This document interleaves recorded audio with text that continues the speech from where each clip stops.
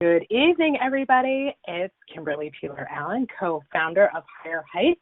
It is so good to be back with all of you. We are thrilled to be here for our final in our Chisholm 50 book list author talkback, our final one for the series with the amazing Tiffany Dufu. We, as many of you know who have joined these webinars and have been part of the Higher Heights community, Glenda Carr and I founded Higher Heights back in 2011 because we felt like we really wanted to create a space where Black women could harness their political power at whatever level they thought they could best succeed. And we've seen Black women really harness their political power from the voting booth to elected office.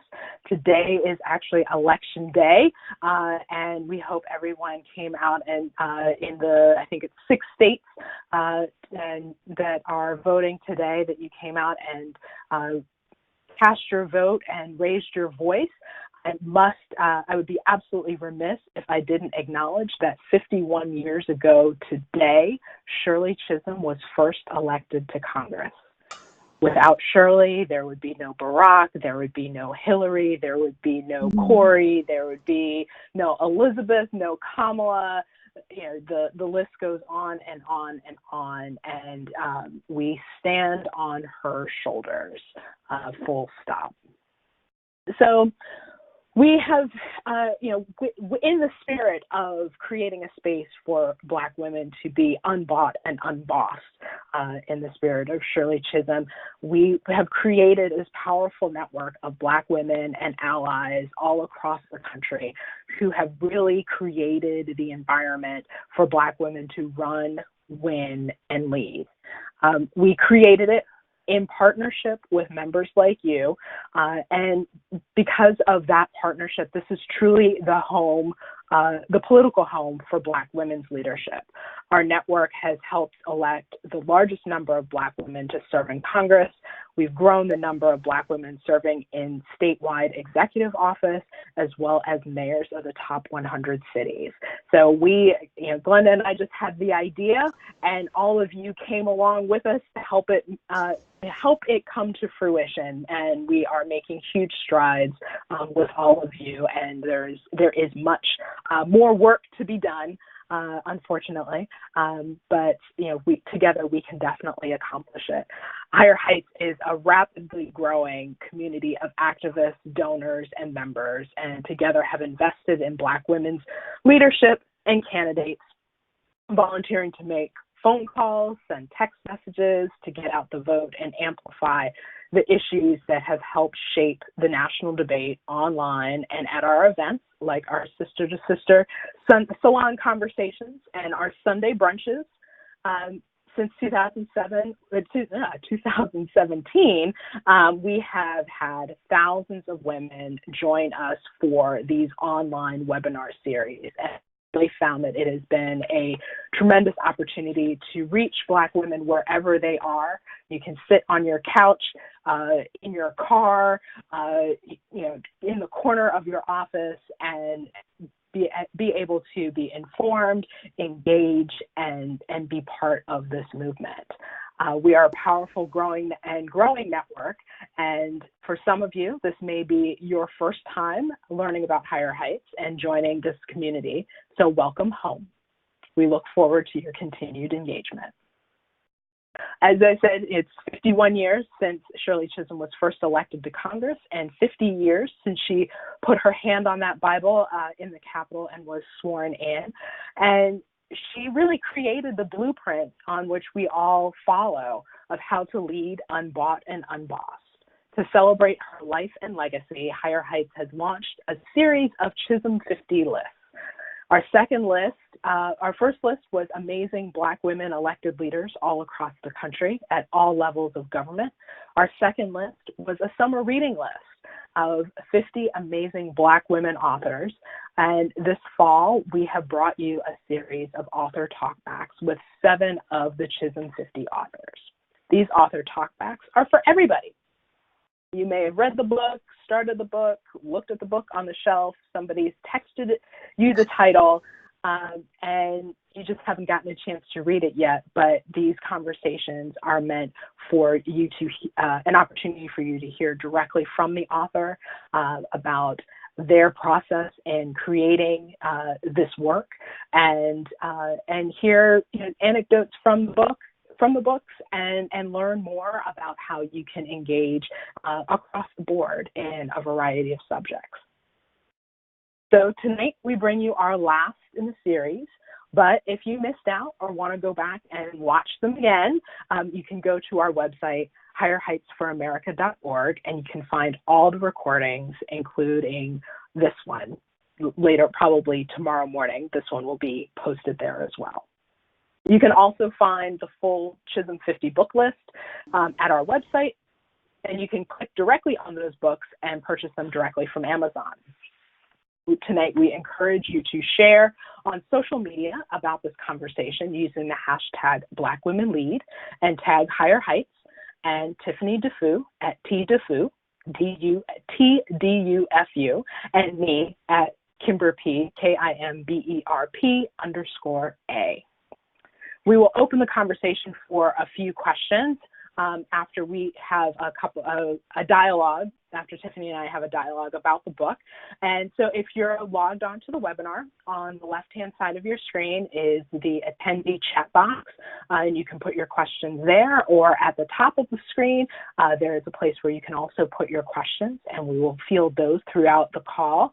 And if you are listening on the phone, you can text your questions to 646-494-9620, and we will read them into the webinar. So we are so excited to have Tiffany Dufu joining us this evening to talk about her book, Drop the Ball, Achieving More by Doing Less. So before we get into the intros, for those of you who are online and on the phone, we could do a quick roll call. Where is everybody this evening, on this November evening? I am here in Brooklyn, New York, hiding in my daughter's room. We've got Stacy from the Bronx. Bren, I haven't seen you in so long. Bren from Connecticut. Someone from Weehawken, New Jersey. I miss you too. I miss you too, Bren. And we have people from all over the country who are chiming in for this conversation. So now, down to it. Tiffany Dufu is a catalyst at large in the world of women's leadership and the author of Drop the Ball, a memoir and manifesto that shows women how to cultivate the single skill they really need in order to thrive, the ability to let go. I struggle with that daily. According to a foreword contributed by Gloria Steinem, Drop the Ball is an important, path-breaking, it's intimate and brave. Named to Fast Company's League of Extraordinary Women, Tiffany is a founder and CEO of The Crew, a peer coaching platform for women looking to accelerate their professional and personal growth. She was a launch team member to Lean In, and was the Chief Leadership Officer at Levo, one of the fastest growing millennial professional networks.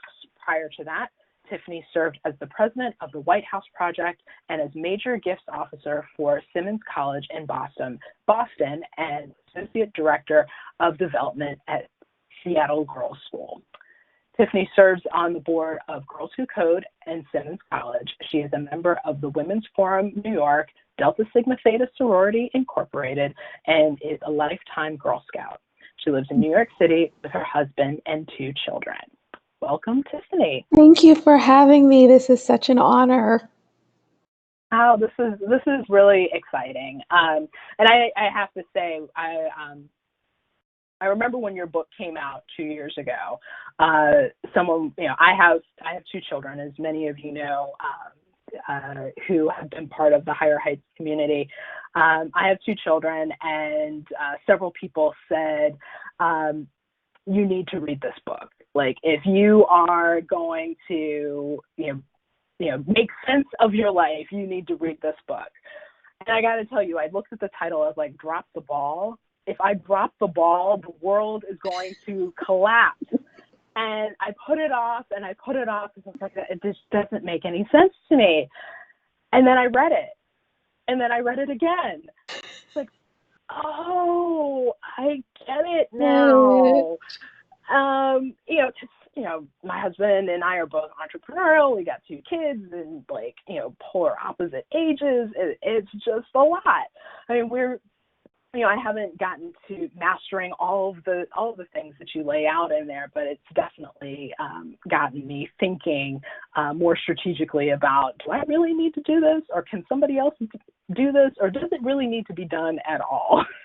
And so I wanted to thank you for writing this.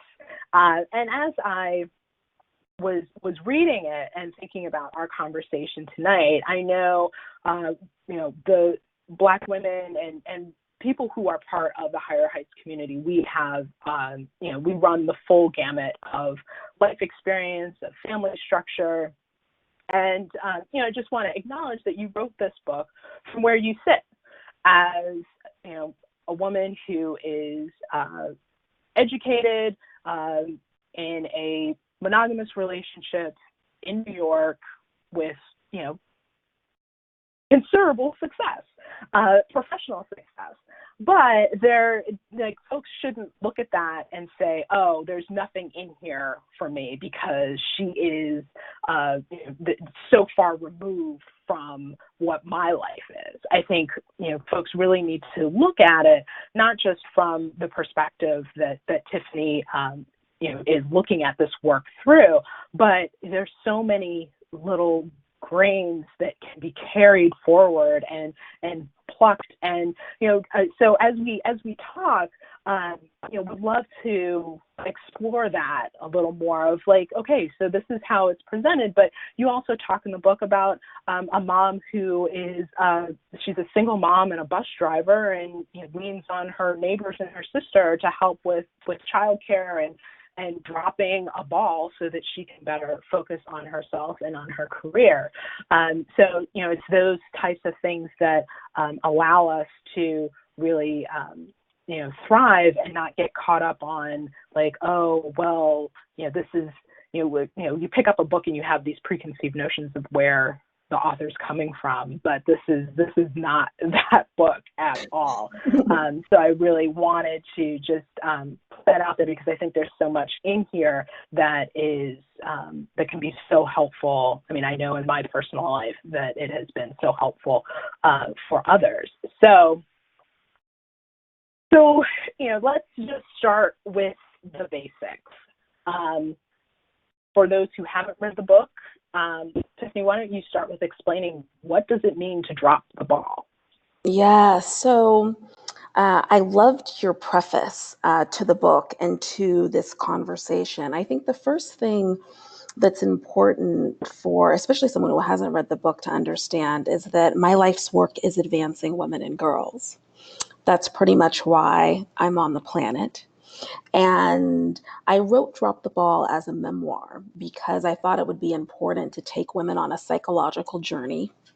And I didn't think that they would believe me unless I put myself in the story. But the details of the book and many of the stories in the book are the stories of the women that I speak to all the time. Which is part of why the book resonates, I think, for a lot of people, because there's some aspect of it that they can connect with. I intentionally went back in time in this book to a moment in my life and my career where I wasn't as successful as, people would think, certainly did not have the economic capacity or ability to simply outsource labor, for example. And so really had to kind of figure out, what does success, mean for me? But there is no doubt that the lens through which I see the book is rooted in is in enormous amount of privilege. Probably the biggest privilege that it's rooted in is in my fertility privilege. I conceived two children for free in, let's be honest, 10 minutes. That is not the story of a lot of women, so I acknowledge that. And I also had a great deal of privilege in being racially socialized, in being an African American woman who could see the forest from the trees, who could identify the illusion of what was being sold to me in a way that I think Black women can do uh, much more gracefully in a much more nuanced way. So those are just some of the privileges that I do want to acknowledge. I wrote this book called Drop the Ball because I used to be a person who was terrified of ever dropping a ball. For me, drop the ball used to mean that I was failing to take timely action, that I was being irresponsible, that I was letting myself down, that I was letting down the people who were close to me. I know that it sounds dramatic, but everyone on this call will understand when I say that I would have been letting down the entire Black race of people. As in, if I mess this up, they are never going to hire a Black person again, right? And Mm-hmm. so Mm-hmm. I felt an enormous amount of pressure to keep all of those balls in the air. What happened was not that I came up with some amazing philosophy on how to drop balls and live this incredible life. What happened was that I had a life changing event. For me, it was the birth of a child, but I've had so many conversations with women. Your life changing event could be you finally got the promotion of your dreams and realized it's a lot harder to be the boss than you thought it was going to be. Your life changing event can be a diagnosis. Your life changing event could be a death or someone in your family becoming ill or, incapacitated and you needing to be a caregiver suddenly. There are all kinds of life circumstances that cause us to get to a place where we're not able to keep all of those balls in the air. And what happened was that Armageddon never hit. So all of those orange citations started piling up because I wasn't moving the car back and forth across for alternate side parking in New York. And like nobody came to arrest me. I didn't get fired. No one ever called to tell me they didn't love me anymore and that I wasn't their friend anymore because I missed the party. It was like all the things that I imagined would be the worst case scenario never Mm-hmm. really materialized. And so I started to question, why is it that I feel so much pressure to keep all of these balls in the air to begin with? And over the course of my journey, I learned to essentially reappropriate the term. So for me now, Mm. dropping the ball means that I've gotten clear about what matters most to me, and we can talk about how we do that. I've gotten clear about what my highest and best use is in achieving what matters most to me instead of basically living other people's story about what I should be doing with my life. And I've gotten really good, and I used to really suck at engaging other people in my life in a meaningful way to really support me and honestly to support all of Mm-hmm. us on this journey. So that's what to me dropping the ball means now. It means letting go of those unrealistic expectations and really figuring out how to create a life that you're passionate about on your own terms, which is really, really hard to do. It took me about 3 years to figure out how to drop the ball. And I wrote the book in hopes that it doesn't take another sister so long to have to go through it. Yeah, it was really eye-opening for me to think through, like, who says that I have to do this, that, and the third? Wait, it's just me? I'm the one who's making myself Mm, crazy? mm, Um, and unpacking that, and how did I get here, and how can I remove myself from this insanity and this cycle? And like I said, it's a process, and I'm working on it. So as you had the life-changing event, the birth of your child, and you started to figure out how to make sense out of your life and dropping some balls, what made you decide that you wanted to put all of that in a book. I mean, writing, many of you know that I've started on my own journey to write a book, and it is a very daunting feat. So what said to you, not only I need to tell this story to other women, but I'm going to write a book? What was that? Yes. That was a process as well, but it kind of catalyzed in 2012, early 2013. I do a lot of public speaking, and I had a couple of experiences at the beginning of 2013 that caused me to say, you know what, I'm going to have to write about this. And it really was connected to the fact that I care deeply about getting more women into leadership, obviously into political leadership. For most of my career, I've had jobs that have somehow been focused on how do we harness, women's power and get more women up higher. And I largely was focused on what I would call collective solutions to the women's leadership conundrum. So when I would speak, for example, I would talk a lot about things like equal pay for equal work, affordable childcare, and other public policies that we need in order to really provide working families better opportunities. I would talk about creating workplace cultures where everyone would bring their full selves to the table. But one of the observations I made in 2013 was that I don't know why I never noticed it before, that every time I would speak for, 30 minutes, 45 minutes, an hour on all of these collective solutions, whenever I would stop talking and open it up for the Q&A, the first set of questions I would always get from women were, to me, personal questions that had nothing to do with what I had just spoken about for the 30 or 45 minutes before. So literally a woman would kind of raise her hand and say, yeah, so Tiffany, I know that you're married and your husband's in Dubai. I know that you live in Harlem and you have two school-age kids, but you're here with us in San Francisco. You're going to be in Baltimore tomorrow. I heard the bio that they read. It seemed very impressive, and you look happy and healthy, and I like your dress. You look like you might have time to go to the gym, and I'm just wondering, like, what the hell? How are you doing all of this? Like, how are you managing your life?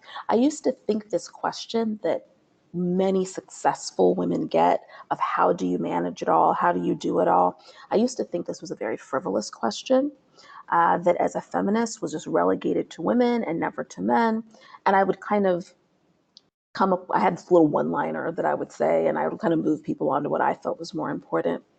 But I realized one day through what I call a Tiffany's epiphany, that's what I call my aha moments, that women weren't asking me over and over, how do you manage it all? How do you do all of this? Because they were obsessed with the details of my personal life. And I just didn't want to tell my personal business. They were actually asking me this question because they were sitting in their seats wondering, how am I going to manage it all? Like, how am I going to do all of this?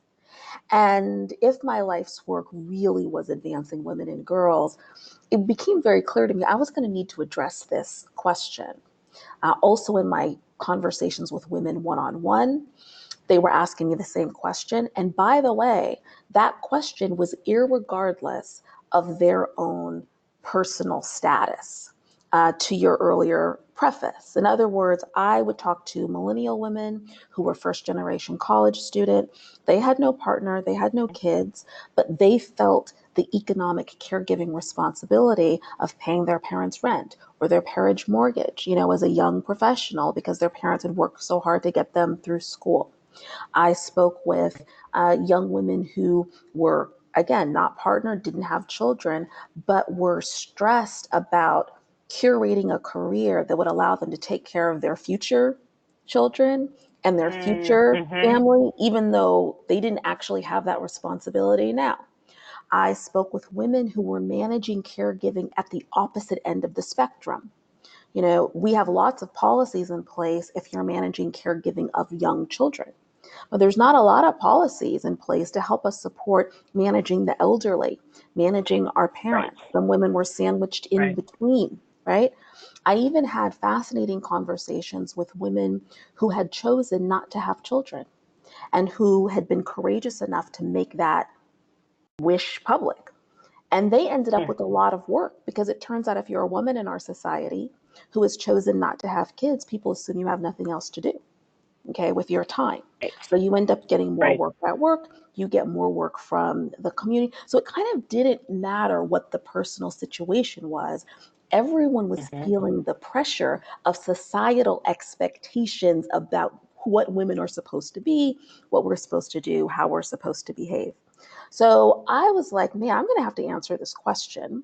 But my biggest challenge was that I was living what I felt was this dirty feminist secret, which was that for all of my proselytizing about how we needed to disrupt gender stereotypes in the public sphere, in the Mm-hmm. private sphere, in my actual own home, I wasn't a very good disruptor of gender stereotypes. In fact, in my Mm. own home, I was pretty much on Stepford Wife autopilot, which was made even more complicated by the fact that I had a very bad case of what I call in the book HCD, home control disease. This is basically when you feel like everything under your roof should be done a particular way, which is your Mm-hmm.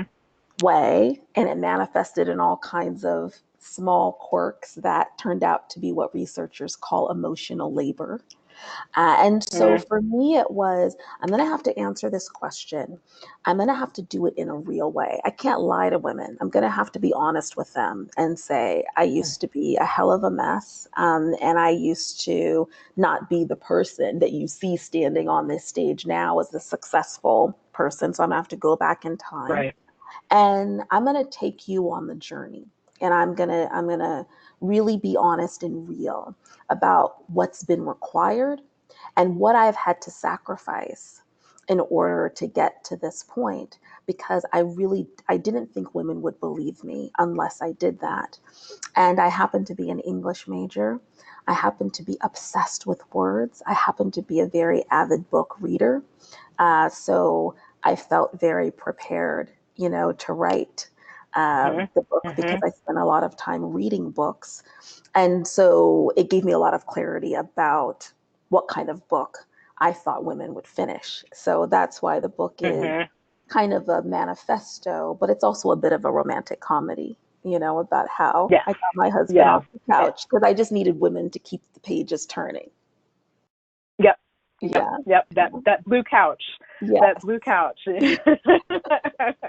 Yeah, every family has that focal point where all the important conversations are had. That's And ours is a brown couch, but it. yes. Absolutely. One of the things that you named in the book for me that really struck me was, and I didn't have words for it, but once I had words for it, I was like, oh my God, I did that.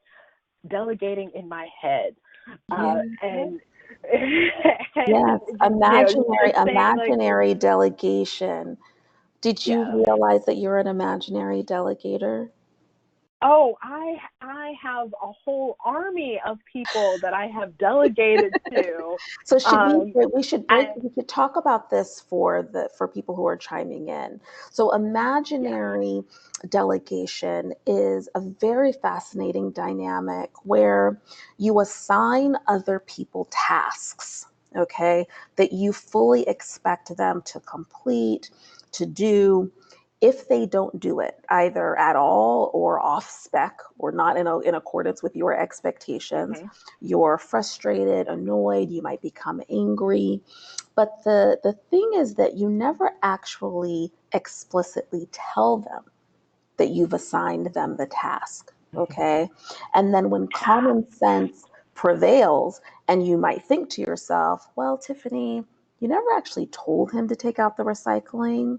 Or, well, Tiffany, you never asked her to take notes in the meeting. You snap back at common sense.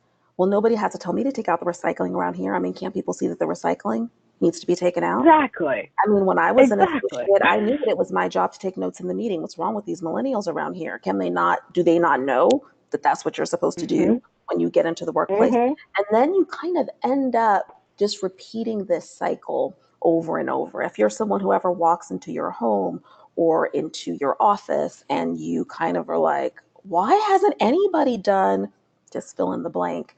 you likely might be an imaginary delegator. And this is very challenging when you need help from other from other people, and you need to figure out how to engage them in a meaningful way to first get over this hump. Yep. Yeah. But your solution to this was so inspiring to me. You sat down with your husband and you said, "Babe, I need you to do X." And he was like, "Okay."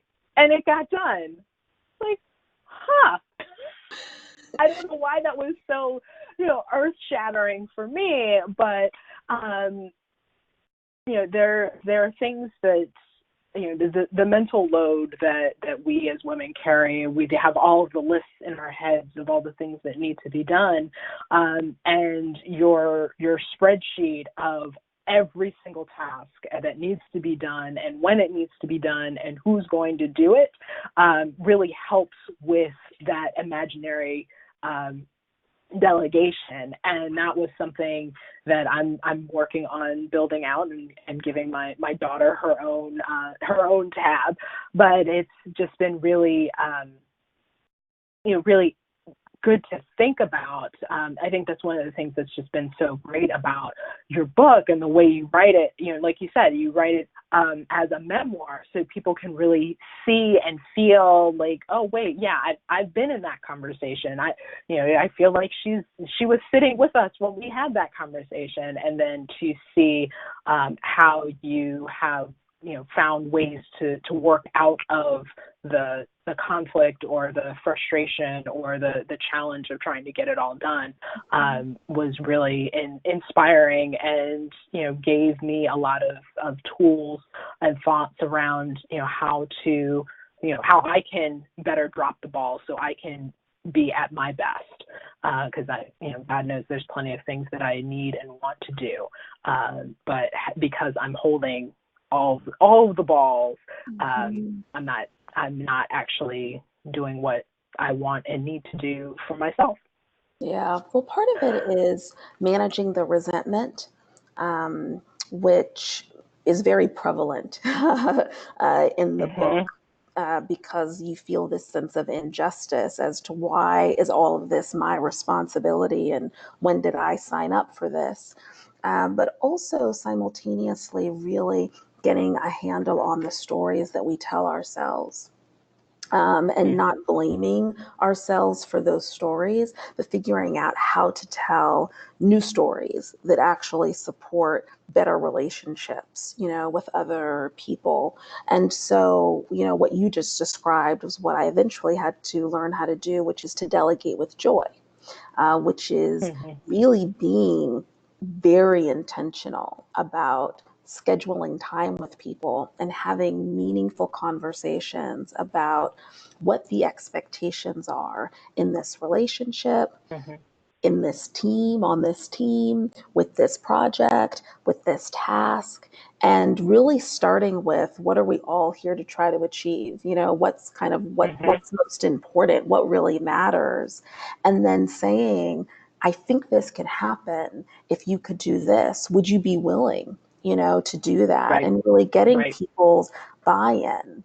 And another form of that is to check in with people about their expectations of you, which we tend to do a little bit better in the Mhm. workplace, but very rarely in our personal lives. To check in with our sister, to check in with our mom, to check in with our partner or our kids, to say, hey, I really am committed to being an amazing sister or an amazing daughter or an amazing partner or an amazing mom.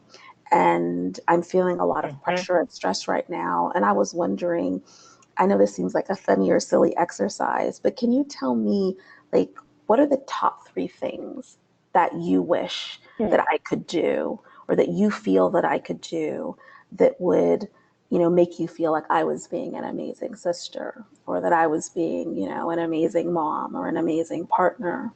And it's such a Mhm. powerful exercise that's part of this delegating with joy that usually helps you to discover something that we rarely kind of come to grips with, which is that our expectations of ourselves are usually a lot higher than the Right. people who Mm-hmm. are around us. I remember saying to my sister, I'm the oldest of four girls, so I feel a lot of big sister responsibility, and like they send me these text messages and I'll be in meetings and it's like, so much time goes by and I can't get the text message. And I said, I feel like really bad when like you Venmo me, you need $100. Like it takes me all day to get to you. And she's like, I still know you love me, even though you haven't sent me the $100. Like, why are you tripping? Really? That's stressing you out? Like, don't you have bigger things to Right. get stressed out about? Yeah. Just one example. Right. Right. Yeah, that's so true. The expectations that we put on ourselves versus the expectations that others have on us. Yeah. Like And my 5-year-old is just like, I just want, can you just give me a cuddle? And I'm like, oh well, we have to do this and this and this. And it's like, no, well, I just want a hug, and then I'm fine. I'm gonna yeah, go play. yes. And to be really clear, those expectations aren't aren't usually rooted in us. In other words, we often take responsibility for those expectations and we say that we're putting the pressure on ourselves. But one of the things I tried to do in the book was to help us understand that we were all socialized to Right. feel the pressure of those expectations.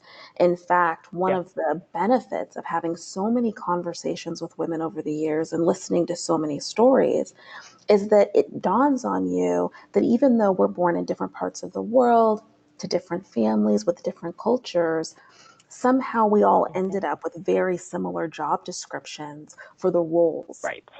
that we play in our lives. And that's Hmm. no Hmm. coincidence, that in my good sister job description, it says you need to respond to your little sister's text messages, right? Anyone who's the oldest Right. sibling understands that pressure. It's no accident that in the good mom job description, there's a line that says, Hmm.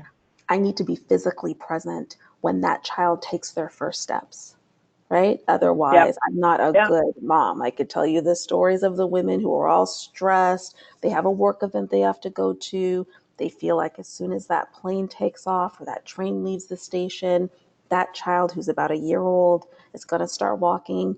They will have missed it. It will have meant they're a very bad mom. And every time I Hmm. ask one of them, do you remember who was there when you took your first steps? And they No. think, no. I'm like, okay. So that event that we all claim is so momentous is one that none of us can even remember. But that's in the job Hmm. description, right? So Right. a Hmm. couple of questions I encourage people to ask, and I encourage anyone listening to kind of do, is to think about all of the roles that you play in your life, whether you're a manager, a boss, a student, a wife, a mother, whatever you are, go ahead and put the word good in front of that role because we're all ambitious enough that it's not sufficient to be just a Mm. daughter. We strive to be a good daughter or a good student. And then Sure. imagine that there was a job description for that role. The first question I want you to ask yourself is, what does a good X do? What does a good Mm. student do? What does a good leader do? And then the second question is, how do I know that that's what a good X does? How do I Mm. know that? And usually the response is related to what you've been exposed to. You'll hearken Mm. back to the Sure. women in your life when you were growing up, maybe what you saw them do. You'll hearken to popular culture. I grew up on The Cosby Show, so I was basically going to be Claire Huxtable. You'll hearken to advertising, choosy moms Hmm. choose Jif. But when you do the Yep. exercise, part of the reason why it's very revealing is because the answer to that second question is never, I made it up. Mm. You are Right. not the source of Right. your own expectations of yourself.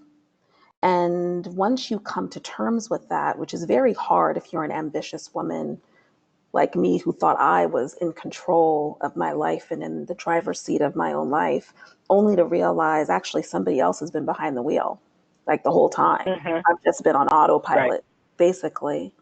Then you're then prepared to recurate the job descriptions in a way that work for you. Mm. That's the only way to recurate that description and write a new one, is to recognize that you've been living somebody else's. Yep. Ooh, that's powerful. That is powerful. So I want to touch on one other piece that you talk about throughout the book is your sage mentors and your your crew, your support system, your girlfriends, because I think we all recognize that we need to have our people around us to help us move forward, and who better than our girls, but these, the women that you have in your life, they all play different roles. And, would love for you to talk through your, kind of your categories of support and how they have each played a role in helping you drop your balls. Yes. So there are several, but I think the two that are most important here and that are just resonating with me right now are what I would call sage mentors. Um, these are people, and in my case, largely women who have been around the block way more times than you have. They can see Mm-hmm. what's coming, and they're people who can really help you to achieve clarity through guidance and encouragement because they are wise, and also because they know you. You've spent some time with them over a period of time. These are not people who necessarily have to professionally be in your industry. They don't even have to be professional people. In fact, one of my most just kind of riveting and important sage mentors was an uncle of mine who I Oh, had to read my entire manuscript to because he was illiterate. Uncle Kenny couldn't read, oh wow. but he was one of the wisest people that I knew, and had very much supported me in my journey. He's no longer with us. The other group of people are what I would call peer mentors, and they're people that I'm now currently matching for women in the crew with that platform, which we can talk about. But these are women who are like on the mountain with you. And it's like you guys are Mm-hmm. all on the mountain together, but you're tethered to one another and you're all kind of climbing together. But if one of you falls, like the other, because you're all tethered together, the others can kind of support, that person. Mm-hmm. And what you're doing together is really building your economic, your social, your political capital in such a way that at some point, even transactionally, you can really support one another in a meaningful way. Mm-hmm. Meaning, Reshma Saujani can call me and say, "Hey, I really need you to be on the Girls Who Code board." And I'm going to get off of my other board and I'm going to join her board so that I can support her in advancing her leadership. And I get to a Mm-hmm. point where I say, "Ooh, I need to raise capital for my startup." And she says, "I'm going to invest capital in your startup. I'm going to become an Mm. investor in the crew." Do you see? But many years Yep. ago, we were young professionals just trying to figure it out, Right. over Right. martinis, at the bar. So those are the two, I think, most important groups that I think all of us have got to have and cultivate. And part of the reason why I founded the crew is because I had been kind of evangelizing some of these ideas and concepts when last January I was having a conversation with a woman who says to me at the end of my, pep talk about how she needed to find her peer mentors and how she needed to find her crew. "Tiffany, I understand this idea of having a crew and having peer mentors who can like be this Mm-hmm. tethered group around the mountain. But honestly, by the time I go to enough cocktail parties, conferences, events, introduce myself to a bunch of strangers, collect all these business cards that are going to probably sit in my bag or my desk drawer, Right. even if I take Yep. them out to like email all these people, schedule the coffees and the teas and the lunches. By the way, I had to take time off of my job to meet you at the wing at 10 a.m. on a Tuesday. And then find the Mhm. time to like meet with all these people, find out if we're Mhm. compatible, if we can support one another, and then curate a group of 10 or 12 to be my crew and have like quarterly gatherings and put forth our ambitions together. Tiffany, I have a full-time job. I have 3 kids. Mhm. I have a mom who's sick. I have a dog. I have a commute. Like, I don't have the kind of life Right. you have. So, this is not helpful to me. I don't know how to find my Mhm. crew. And that to me was Mhm. just another Tiffany's epiphany that if my life's work is Mhm. advancing women and girls, my job was not to preach to women about how they needed to find their crew or their peer mentors. My job was Right. literally to find the women for them. And so that's what the crew essentially does. You apply to become a member, and our algorithm Mhm. matches you with 9 other women in your city based on your values, your personality, your goals. And the 10 of you become a crew, and you start climbing the mountain together, and we give you the Oh, wow. scaffolding and the equipment, to help you do that together. That's what the crew is all about. So thank you for asking about that, because I feel like I'm the cumulative investment of a lot of women Mhm.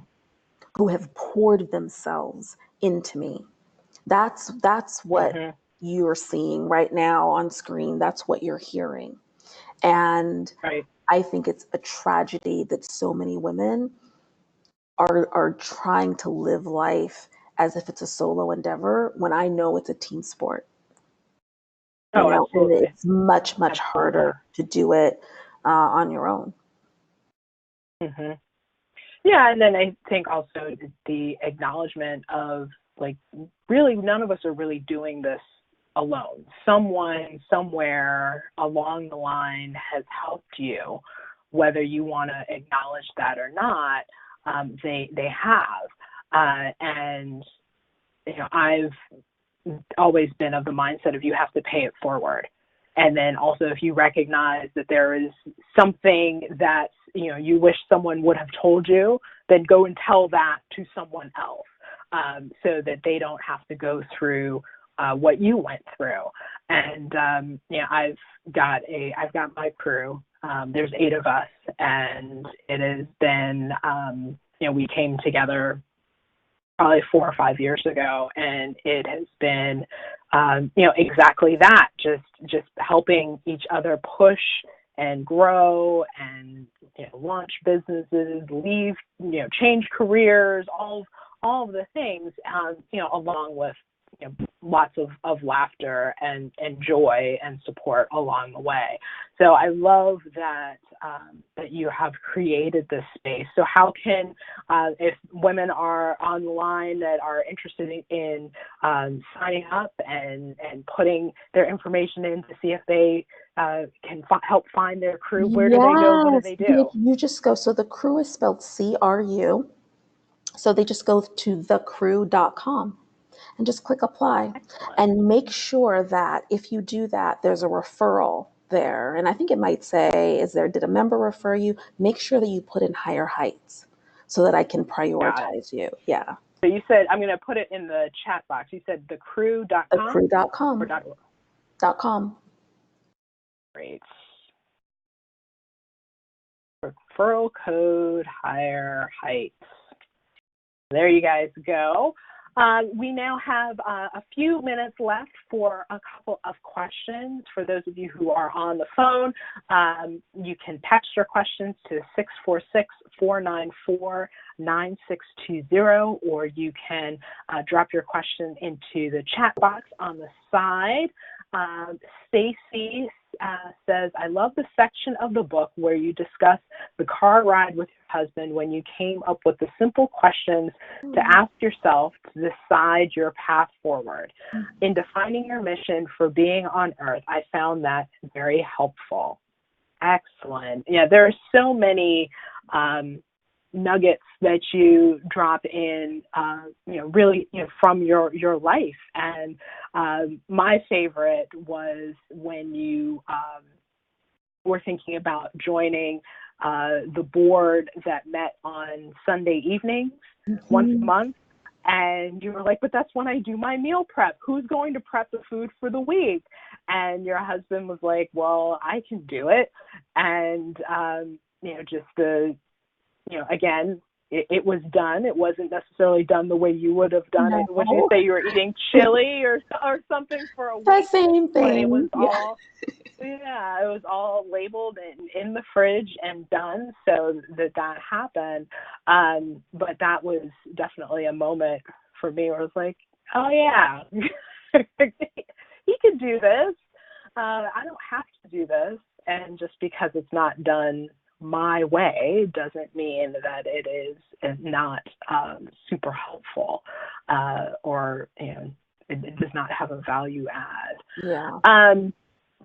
You talk kind of going back to the how we started the conversation about women having a full variety of family structures and life experiences. In the book, you talk a lot about the sharing and the partnering that you do with your husband. Can you give a couple of examples of ways that women who are not partnered can have the same sort of support in kind of their day-to-day life of raising kids and having a career? Yes. I'm glad you bring this up. When I started thinking about this book, I spoke to a lot of women who were, for example, single moms. And I had like what I would call another Tiffany's epiphany about the pressure that women feel that was really connected to the fact that a big part of the challenge has to do with straight women who are partnered with men and have children being the most psychologically susceptible to the untruth and to the societal pressure. In other words, the women who I spoke to who were, for example, single moms, were less under some silly illusion that they were supposed to do it all. Their lives would not function pragmatically if they were under that illusion. Those were women who were much more likely to be relying on other family members, on neighbors, on the community. To be totally honest, those were women whose children were often much more self-sufficient um, because they had to meaningfully engage their children in things like chores and housework in a way that women who were cis and straight and were partnered with men were often kind of running around at the end of the day picking up after people, where single moms were like, I don't have time to be picking up after all of these people. Right. There was just a level of pragmatism. So my drop them all journey was very much inspired and informed by women who, by virtue of their life, could not succumb to this crazy Right. societal expectation, and who I had to learn how to let go because my status as being much more traditional meant that I was more bought into the fairy tale in a way Right. they were not. Does that make sense? Oh, So it so does. It yeah, so does. I would say they were That much more evolved. Like a single mom is much more evolved than I was in terms of realizing what really matters in a lot of ways. That being said, I found, and I highlighted in the book, some of the creative ways in which I saw women doing things. I didn't talk a lot about the choice moms that I met, but I told the story of two women who met at church who were single moms, who both had been divorced, who decided, why don't we just like get a house together? Why don't you move in? One was right. like having a hard time with her rent and she moved in. And they ended up being essentially co-parents, and really kind of trusting and relying on each other and cohabitating in a way that was, in hindsight, when I listened to them talk about it, I was like, that's so obvious. That's such an obvious solution, to the Right. That's to the true. challenge. that I'm sure in previous societies women had figured out and were probably already Hmm. doing, but that I thought it was unique. But just the tribal system, the level of vulnerability and support that, you know, women who were not in our situation were providing for one another, I actually found very inspiring, and really had to humble myself and learn from. Yeah. Please tell me the room behind the camera is messy. You want to see the room? I am. So someone just asked, please tell me that the room behind the camera is messy. I am literally hiding in my 12-year-old's room, so I'm going to turn the camera. She did not make her bed, of course, but here is a 12-year-old's room. This is the room behind the camera. I love that. I love that. I was like, I'm at my office, which like says something about my apartment is so I have a 10-year-old and I have a 13-year-old and, you know, a man who's probably watching sports or the news or something. And so I wouldn't dare try to have this conversation in my own apartment. So I'm just at the office. I love it. I love it. Well, that seems actually the perfect point to put a pause in this conversation, because I feel like this is, for those of you who haven't read the book, read the book. It is so incredibly helpful. It's inspiring. It lets you know that you are not alone feeling what you are feeling. And then also says, giving examples of, you don't have to be in, in this roller coaster or this hamster wheel of feeling that we have to do all the things all the time.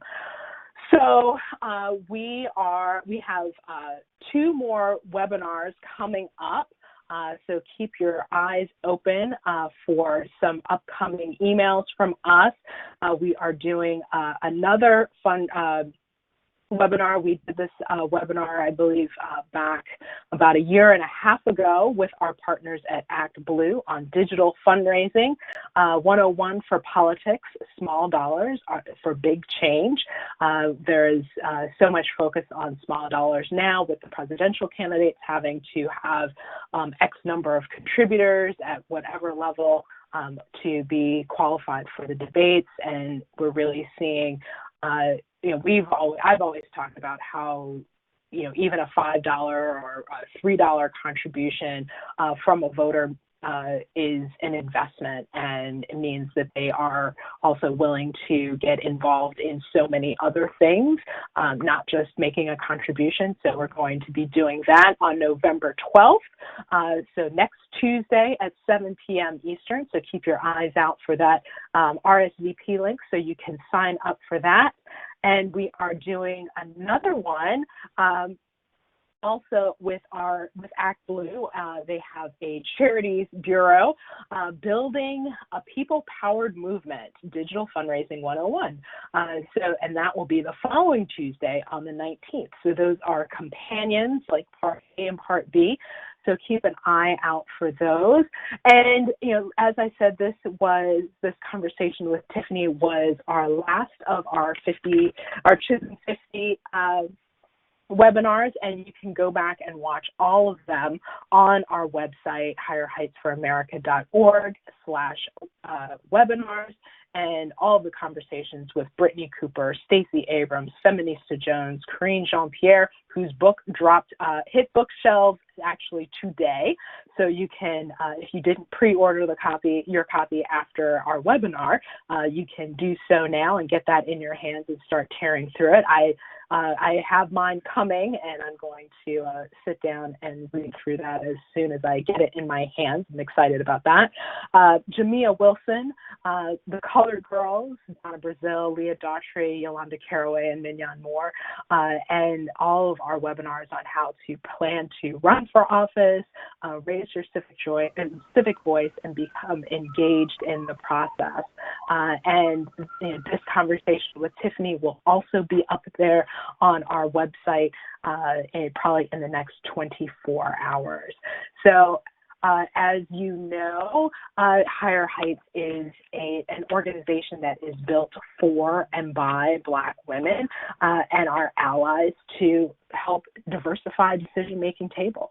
So we ask you to help us move to higher heights and continue to support our work by sharing this conversation and the conversations that we've had with the people in your network using social media, word of mouth, Pony Express, however you get it done. Join us for our webinar series. Participate in our Sunday brunch conversations on Twitter using the hashtag Black Women Lead. Consider hosting a salon conversation in your community. We have a toolkit and how-to guides all on our website. And also help us build. Become a builder, make a contribution, become a reoccurring supporter.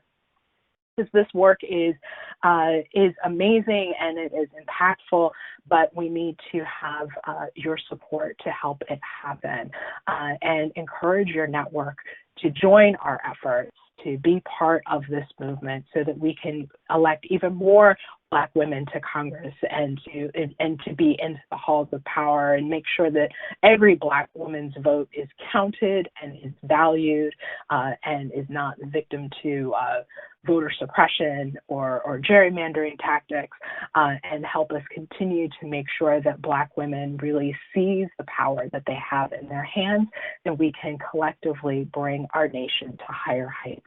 So thank you again so much to Tiffany Dufu for joining us this evening to talk about her book, Dropping the Ball. Thank you to all of you who have joined us on this first Tuesday after daylight savings. So I think everybody is a little off, like where are we in the world? But thank you all so much for joining us for this conversation. Thank you for your questions. Thank you, Tiffany. And we look forward to seeing you all soon. And always hashtag Black Women Lead, and follow us on our website, higherheightsforamerica.org. Thank you all so much and have a great evening. Thank you.